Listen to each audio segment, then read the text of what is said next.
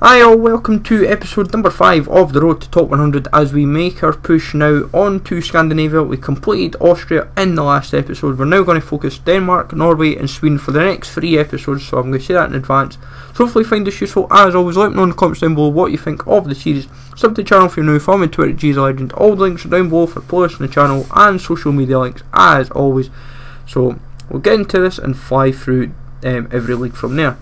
So Denmark is our first league of the episode. Well, it's the only league of the episode because obviously the aim is a league an episode just now. So I would say if you're going to target a league like Denmark, Victor Fischer and Zika are now the only goals in the league, because Fischer recently transferred from Mainz over to Denmark, which was an interesting transfer, and he's actually been playing pretty well for them since he's joined. So keep your eyes on him, because the way he's playing in Denmark just now, there is a good chance that he this season could easily sneak in for him quite easily. He's playing very impressively for the few games I've seen him in, so keep your eyes peeled on him. But in terms of the league in general, it's only really Copenhagen and Brøndby are the only two teams where the players seem to have a bit of value, which is a bit annoying, but it's all you can really work with. For what I've noticed, it seems to be the silvers where the most profit is.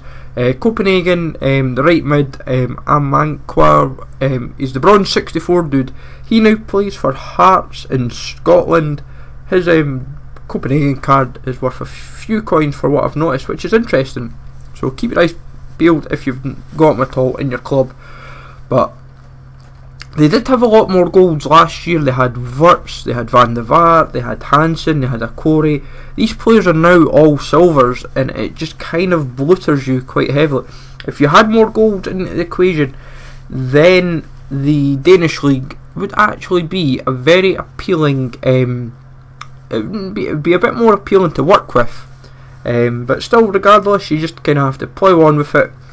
Nordjylland, fairly straightforward. Mostly it's the theme is with this, and what we'll notice is with this league, the silvers will just help exponentially just bulk up the value of the club. It'll obviously push us closer to that 500 million that we're slowly pushing towards. I would imagine once we get through Scandinavia, we'll probably be near enough to the 500 mil mark, and then it's just a case of going from 500 to 600 and so. Right, as you can see, we tried to go for a Soroloff there. We tried to nab him, and I made a complete muck up in my times, and we missed out on him. It was 13.5, and he was currently going for around like 16, 17k mark, so it would have been a couple k profit just on the off chance. It was just curiosity killed the cat on checking special cards within the team and league, as it were. But pretty much all we're just keep blasting through. The biggest annoyance I know for probably a lot of people, and it is kind of myself as well, is these leagues do have a lot of bronzes. So when you're trying to bulk up the club for club value, it's going to take a wee bit longer because you're just having to continually stock up. Obviously the rares, if you can find a healthy amount of rares to work with, it helps. But we're slowly getting through this league one at a time, and there's some decent actual silvers within the league, like the Zimbabwean dude for this team. He back in the day used to always be quite a popular card to trade with and play with. I used to enjoy him at least anyway, but obviously now times have changed and everyone's got like their flavours of the month with like teams and leagues, especially silver teams. You don't see them these days. It's more your god squads. That's the flavour of the month and flavour of the year. But we'll get through all these ones and then we'll just clear out the ones that we didn't get. But yeah, as you can see, Sorloff, a bit unfortunate on him really, which was a bit of a bummer. It would have been nice to have nabbed him, but if you kind of muck up your times, as it were, because I'd marked down when I'd seen him, how long I had left and when it was roughly going to end, and I just kind of made a right muck up. It would have been nice to have had that in the video. An informed Sorloff. Obviously he's got two versions. The inform is I think it's the inform is the striker, the second inform is the left mid. But Esbjerg, is Esbjerg, I'm trying to remember which, I'm sure there's this Odense, sorry, Esbjerg's further back even, can't even get I'm getting my teams all mixed up here. With Odense, they're pretty much just straightforward. When you try to look at the teams, it's like, I think it's just like Copenhagen, they're mostly, like Copenhagen and Brøndby, they're mostly the silvers.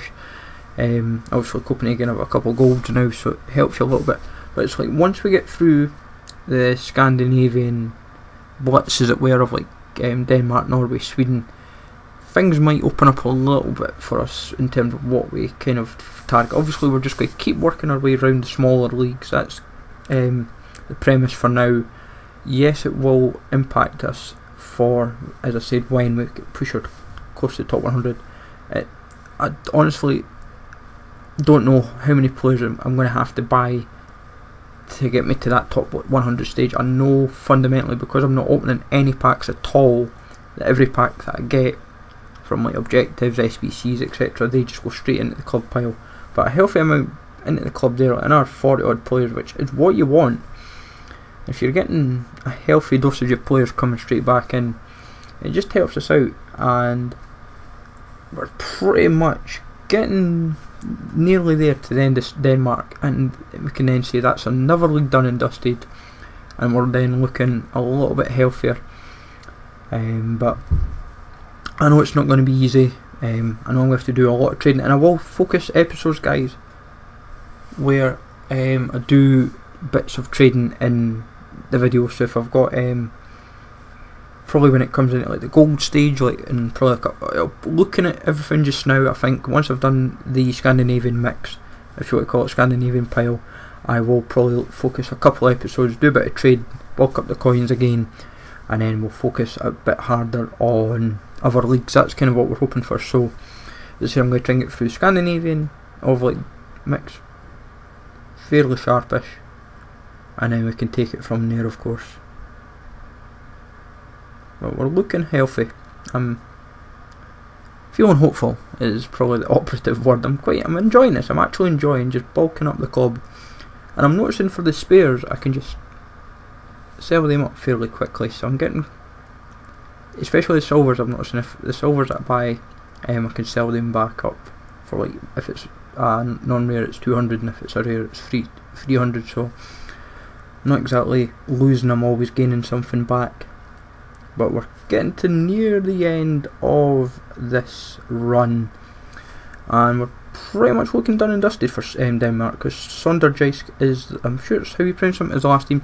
Hopefully you're enjoying this, guys. Let me know in the comments down below what you think of this last pile into the club. Smash like, always, sub to the channel if you're new, follow me on Twitter, G's a Legend, and I will catch you all later.